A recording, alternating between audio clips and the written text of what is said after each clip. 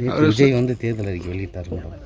ஒவ்வொரு குடும்பத்துக்கும் பெண்களுக்கு வந்து கண்டிப்பாக ஒரு சவரன் நகை தரேன் அப்படின்ற மாதிரி ஒரு அறிக்கை கொடுத்துருக்காரு. அதை எப்படி பார்க்குறீங்க மேடம்? அதே போல் எல்லாருக்கும் உரிமை இருக்குது. அவர் ஒரு கட்சி தலைவருங்கிறது முறையில் ஒரு அறிக்கை விட்டுருக்காரு. தேர்தல் அறிக்கை விடும்போது அது அவர் எப்படி சாத்தியமானது அவரே சொல்லட்டும். இது எப்படி சாத்தியமாகும் அது அவர் சொல்லட்டும். அதே போல் ஒவ்வொரு வீட்டு வாசல்லையும் வந்து விசில் சின்னத்தை போட்டு எனக்கு ஆதரவு கொடுங்க பெண்கள்ன்றாரு. விஜய் நான் ஒவ்வொரு முறையும் சொல்கிறேன், விஜய் தம்பி மாதிரி அரசியலுக்கு இப்போ தான் வந்திருக்கிறாரு, இப்போ தான் கற்றுட்ருக்கிறாரு, இப்போ தான் வந்திருக்காரு. நேரம் கொடுங்க அவருக்கு. பட் இருந்தாலும் நிறைய அவர் வந்து ஃப்ரீ பீசஸ் கொடுக்குற மாதிரி இருக்குல்ல மேடம். இப்போ ஒரு பவுன் ஒரு சவரன் நகை வந்து 1,00,000 சில்லற போகுது.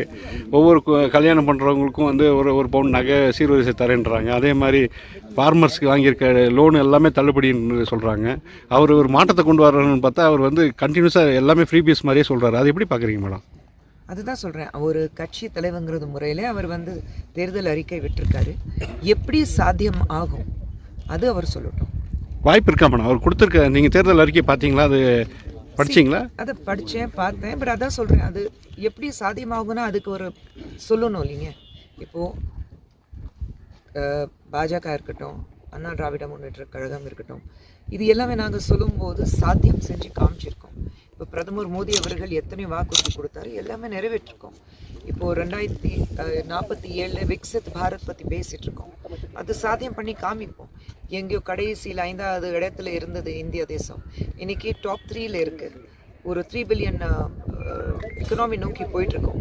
உலகத்திலே பிரச்சனைகள் வரும்போது இந்தியா தேசத்தை திரும்பி பார்க்குறாங்க, இவங்க என்ன சொல்ல போகிறாங்க.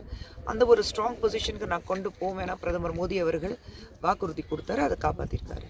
நீங்கள் வாக்குறுதி கொடுக்கலாம், ஆனால் அது எப்படி சாத்தியமாகும், அதுக்கு என்ன பி பிளான் வச்சுருக்கீங்க, அதுக்கு என்ன ஒரு எப்படி செய்ய போகிறீங்க, அதுக்கும் ஒரு பிளானிங் இருக்கணும். அது தெளிவுபடுத்த சொல்லுங்கள், அது போதும். அவர் எங்கே கேம்பெயின் பண்ணாலும் அவ்வளோ நிறைய பேர் வராங்க, ஆயிரக்கணக்கான இளைஞர்கள்லாம் போகிறாங்க, மக்கள் பார்க்குறதுக்கு போகிறாங்கன்னா.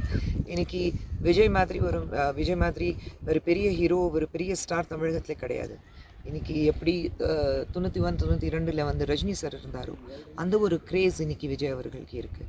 மக்கள் பார்க்குறதுக்கு வராங்க, நல்லா தான் இருக்குது. நம்ம தமிழகத்தில் ஒருத்தர் புதுசாக வந்து அரசியலுக்கு வந்திருக்குன்னா ஜெயிக்க போகிறாரா இல்லையா அது செகண்டரி. ஆனால் அவர் பார்க்குறதுக்கு மக்கள் அவர் வராங்க. இந்தியா முழு தேசம் அவங்கள நோக்கி பார்த்துட்ருக்குன்னா சந்தோஷமாக தான் இருக்குது. என் தம்பி தான், மக்கள் அவ்வளோ வராங்க, வாழ்த்துக்கள். இல்லை, அவர் வந்து டிஎம்கே வெர்சஸ் டிவிகே தான் இந்த எலெக்ஷனில் அப்படின்னா என்டிஏ ஒரு பொருளாகவே எடுக்க மாட்டேன். நாலாம் அவர் ஒரு பொருளாகவே நான் மதிக்கல, அவர் வாயால் சொன்னாரா? இல்லை, அவர் தானே அப்படி தானே சொல்கிறார் மேடம். அவர் மென்ஷனே பண்ணுறது கிடையாது. வார்த்தைகள் நீங்கள் இன் பிட்வீன் லைன்ஸ் நீங்கள் ரீட் பண்ணக்கூடாது. Adding fuel to the fire நீங்கள் பண்ணக்கூடாது. இல்லை, வார்த்தைகள் அவர் நார்மலாகவே சொல்கிறாரு. நார்மலாக திமுகவுக்கு எனக்கு தான் போட்டி, நான் வந்து என்டிஏ ஒரு பொருளாக மதிக்கலைன்னு அவர் சொல்லலை.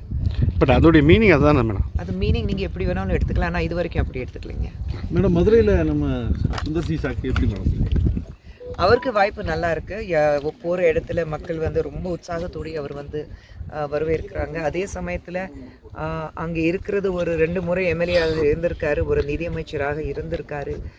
டிமோட் பண்ணி ஐடி அமைச்சர் ஆக்குறாங்க, அதுவும் டிமோட் பண்ணி இன்றைக்கி வேறு டிபார்ட்மெண்ட்டில் இருக்கார். 10 வருடத்தில் அவரால் பண்ண முடியாதது 10 நாளில் சுந்தர் சார் பேசுனதுனால 10 நாளில் வேலை நடக்குது.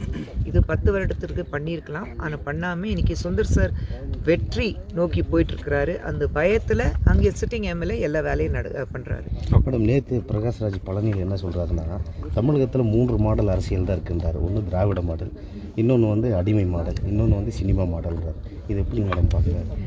அவர் எந்த மாடல் சொல்லட்டுங்க, அதுக்கப்புறம் அவருக்கு பதில் கொடுக்குறாரு.